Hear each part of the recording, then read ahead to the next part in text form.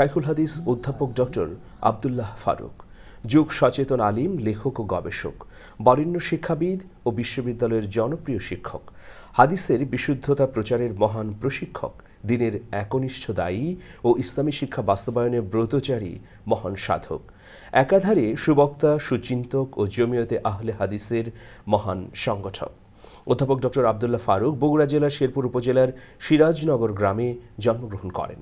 বাংলাদেশ মাদ্রাসা শিক্ষা বোর্ড থেকে 1983 সালে দাখিল ও 1988 সালে আলিম পরীক্ষায় উত্তীর্ণ হন।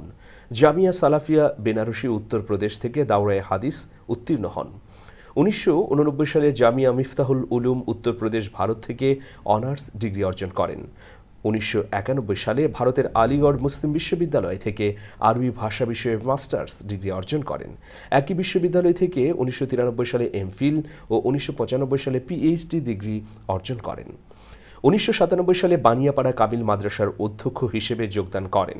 2001 সালে সৌদি আরবের রাজকীয় দূতাবাস ঢাকার অনুবাদক হিসেবে যোগ দেন। 2003 সালে ইন্টারন্যাশনাল ইসলামিক ইউনিভার্সিটি অব চিটাগাংয়ের দাওয়াহ অ্যান্ড ইসলামিক স্টাডিজ বিভাগের সহকারী অধ্যাপক ও বিভাগীয় চেয়ারম্যান হিসেবে যোগদান করেন। 2006 সালে সাউথ ইস্ট বিশ্ববিদ্যালয়ের ইসলামিক স্টাডিজ বিভাগের সহকারী অধ্যাপক নিযুক্ত হন। 2006 সাল থেকে 2022 সাল পর্যন্ত সৌদি আরবের রাজকীয় দূতাবাস ঢাকার মিলিটারি অ্যাটাচি অফিসের সিনিয়র অফিসার ও প্রধান অনুবাদক হিসেবে দায়িত্ব পালন করেন।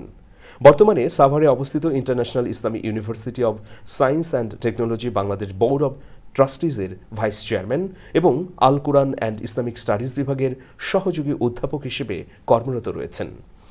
শিক্ষকতার সঙ্গে সঙ্গে অরাজনৈতিক ইসলামী সংগঠন বাংলাদেশ জমিয়তে আহলে হাদিসের সভাপতি হিসেবে দায়িত্ব পালন করছেন তিনি। সহিহ হাদিসের প্রচার ও প্রসারে নিবেদিত মাসিক তরজুমানুল হাদিস ও সাপ্তাহিক আরাফাতের সম্পাদক মণ্ডলীর সভাপতিও তিনি। ইসলামের নামে প্রচলিত কুসংস্কার রোধে একাধিক পুস্তক রচনা করেছেন শাইখুল হাদিস ডক্টর আব্দুল্লাহ ফারুক। বিভিন্ন সেমিনারে আলোচক হিসেবে যোগ দিতে সফর করেন জাপান, ভারত, ব্রুনাই ও সৌদি আরব সহ পৃথিবীর অসংখ্য দেশ।